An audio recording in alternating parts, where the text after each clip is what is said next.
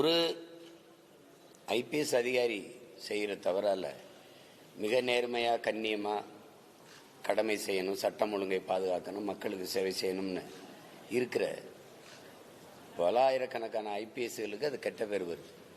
தமிழ்நாட்டிலே எனக்கு தெரிஞ்ச எவ்வளோ நேர்மையான அதிகாரிகள், ஐபிஎஸ் அதிகாரிகள் இருக்கிறாங்க. அவங்க எல்லாருக்குமே இது ஒரு கெட்ட பேர் தான். ஒரு அதிகாரியின் வேலை அது இல்லை. அவர் மக்களுக்கு தான் சேவை செய்யணும். ஒரு கட்சியை எடுத்துக்கிட்டு தொடர்ச்சியாக அதை குரல் செய்தியை வெளியிடுறது, கைது செய்கிறாங்க, கைது செய்து அந்த அலைபேசியில் இருக்கிற குரல் செய்தியை எடுத்து அதை ஒரு கட்சியினுடைய தகவல் தொழில்நுட்ப பிரிவுக்கு கொடுத்து அதை வெளியிடுறது, எங்கோ ஒரு இடத்துல ஒரு பதிவை போட்டால் அவரை தூக்கி கொண்டு வச்சு அடிக்கிறது, சித்திரவதை பண்ணுறது, சிறைப்படுத்துறது, இது அவருடைய வேலை இல்லை. ஆனால் செய்கிறாரு.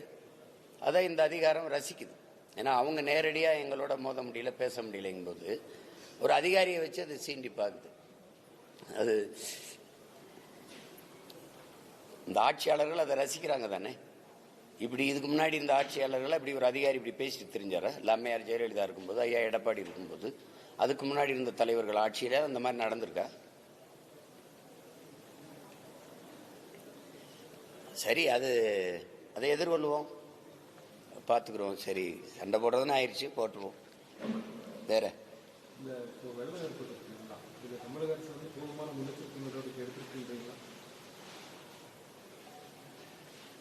அது எடுத்திருந்தாதான் இவ்வளவு இழப்புகள் வராதில்ல. இப்போ ஒரு பாலம் கட்டுறாங்க. ஒரு 3 மாசத்துக்கு முன்னாடி அந்த பாலத்தை கட்டி திறந்து வச்சவர் பொதுப்பணித்துறை அமைச்சர் தான்.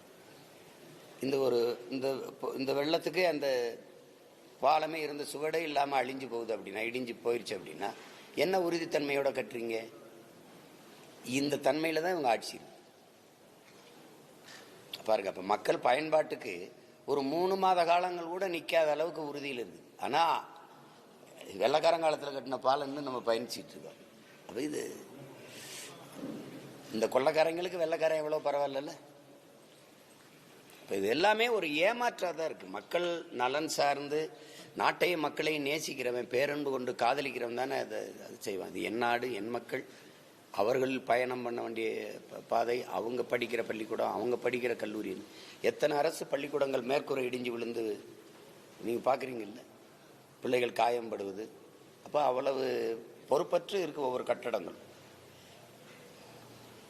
அரசு குடியிருப்பு கட்டி கொடுத்த, குடிசை மாற்று வாரியம் கட்டி கொடுத்த இடத்துல வீடு இடிஞ்சு ஒருத்தர் இறந்துடுறாரு. குடிசையில் இருந்தாலும் அவர் உயிரோடு இருந்திருப்பாரு. இது என்னது? இந்த தரத்துல தான் அரசு இருக்கு.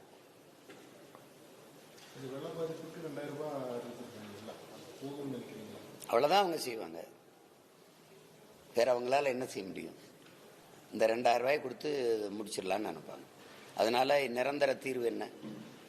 வெள்ள பாதிப்பு இருந்துச்சா ரொம்ப பிரச்சனையா 5000 கொடுப்பாங்க அல்லது 6000 கொடுப்பாங்க. சென்னையில் பாதிக்கப்பட்டதுக்கெல்லாம் 6000 கொடுத்தாங்க. அதுதான் ஐயா மருத்துவர் ராமதாஸ் ஐயா கூட கொடுத்துருக்காங்க. வேளாண் பெருங்குடி மக்கள் விளைநிலங்கள் எல்லாம் பாழாகி போச்சு, சேதமாகி போச்சு, வெம்பாடு விட்டு உழைத்த நெல் எல்லாம் வீணாகி போச்சுன்ட்டு அவங்க உரிய இழப்பீடு தாங்கன்னா 2000 கொடுத்து என்ன பண்ணுவாங்க? அவங்க ஒன்றும் கள்ளச்சாரம் குடிச்சு சாகலையே. சாப்பாடு போடுறதுக்கு விளைய வச்சாங்க நெல்ல, அதை காப்பாற்ற முடியல. அதுக்கு அவ்வளவுதான் 2000 அதிகம் நினைப்பாங்க இவங்க. எது ஒன்றுக்குமே ஒரு முறையற்ற நிர்வாகத்தை செஞ்சு அதனால ஒரு பாதிப்பு வரும்போது ஒரு 1000-500 கொடுத்து சரி பண்ணிடலாம்னு நினைக்கிற ஆட்சியை எப்படி நீங்க ஏற்கிறது? அது எப்படி மன்னிக்கிறது? அது சொல்லு. குடும்ப தலைவிக்கு ஒரு 1000 கொடுத்துடலாம், அந்த வாக்கு சரியாயிரும். அவர் பெண்கள் படிக்க போகிற இளம் பெண்களுக்கு ஒரு 1000 கொடுத்துடலாம், அந்த இளம் பெண்கள் வாக்கை சரி பண்ணிடலாம். படிக்க போகிற மாணவர்களுக்கு தமிழ் மகன் தொகைன்னு ஒன்று கொடுத்து இது பண்ணிடலாம். இப்படியே இந்த வாக்கை குறித்து, தேர்தலை குறித்தே சிந்திக்கிற ஒரு கட்சி ஆட்சிகள் எப்படி மக்கள் சேவையை பற்றி சிந்திக்கும்? இந்த 2000 ரூபாய் வச்சு என்ன செய்யலாம்னு சொல்லுங்க. அவ்வளோதான். அவங்க கேட்டால் மத்திய அரசு எங்களுக்கு தரலைம்பாங்க, நிதி தரலைன்னு.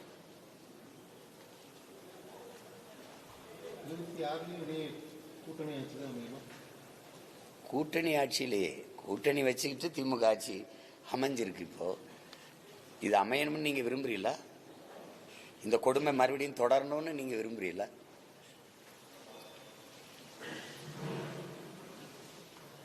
இது தொடரக்கூடாதுன்னு தான் நாங்கள்லாம் தொடர்ந்து போராடிட்டு இருக்கோம். களத்தை விட்டு வெளியேறாம இடைத்தேர்தலோ பொது தேர்தலோ உள்ளாட்சியோ பாராளுமன்றமோ எந்த தேர்தலாக இருந்தாலும் நாங்கள் தொடர்ச்சியாக மக்களுக்கு ஒரு நம்பிக்கையை கொடுத்து ஒரு மாற்று அரசியல், ஒரு புதிய தத்துவம், புதிய கோட்பாடு, மண்ணை மக்களை பேரன்பு கொண்டு நேசிக்கிற இளைய பிள்ளைகள் நாங்கள். இந்த மண்ணின் பிள்ளைகள், மக்களிடமிருந்து மக்களுக்காக வந்த பிள்ளைகள் தொடர்ச்சியாக களத்தில் நிற்கிறோம். இம்முறையும் நிற்கிறோம்.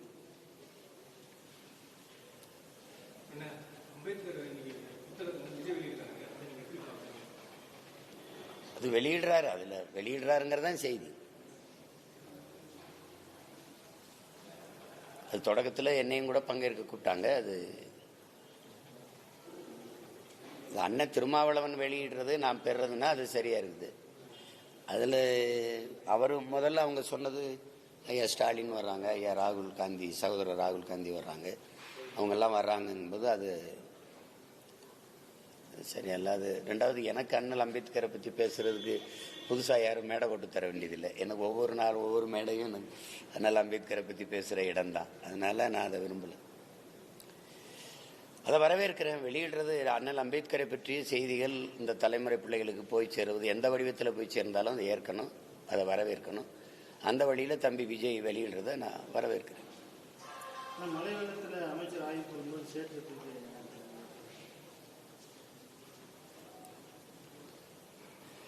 அது தேவையற்றது. என்னை கேட்டால் போராடுவதற்கு எங்கள் ஐயா மருத்துவர் அவர்கள் ராமதாஸ் அவங்க சொல்கிற மாதிரி போராடுவதற்கு எத்தனையோ வழிமுறை இருக்குது. அவர் செவிகளில் விழுகிற மாதிரி அது முழக்கமிடலாம், ஒரு கோரிக்கைகளை வச்சு சத்தமிட்டிருக்கலாம். இதெல்லாம் ஒரு அநாகரிகமான அணுகுமுறை, அது தவிர்க்கணும். அது அப்போ நாளைக்கு சேர விடுவீங்க, அப்புறம் கல் எடுத்துடுவீங்க, அது நல்ல அணுகுமுறை இல்லை. எதிர்ப்பை, மக்களுடைய எதிர்ப்பை உணர்த்துவதற்கு வெளிக்காட்டுவதற்கு எத்தனை வழிகள் இருக்கு, ஜனநாயக முறையிலே வழிகள் இருக்கு.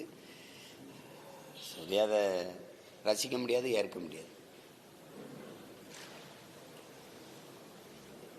வேற ஓடலூர் பகுதியில் இந்த செக்ஷன் 70 நிலப்பிரச்சனை வந்து கிட்டத்தட்ட 10,000 வீட்டுக்கு இன்னைக்கு வரைக்கும் மின் வசதி இல்லை. அதை எப்படி பார்க்குறீங்க? மின் வசதி இல்லை அப்படின்னு தான் நான் பார்க்குறேன். அதை எப்படி நான் பார்க்குறது? பொறுப்பற்ற ஆமாம், அதுக்கு பல முறை நான் வந்து போராடி இருக்கேன். அவங்களுக்கு பாதை இல்லை, அவங்களுக்கு மின் வசதி கொடுங்க, அடிப்படை வசதியை கொடுங்கன்னு. இங்கே இருக்கிற படுகாசு இந்த மக்களுடைய கோரிக்கையை நான் வச்சு போராடினேன். நீங்கள் பார்த்தீங்க, பெரும் மழையிலே வந்து போராடிட்டு போனேன். அவங்க ஷெட்யூல் ட்ரைப்ஸ், பழங்குடி மக்களாக தான் நாங்கள் இருந்தோம், இடையில மாற்றப்பட்டோம்.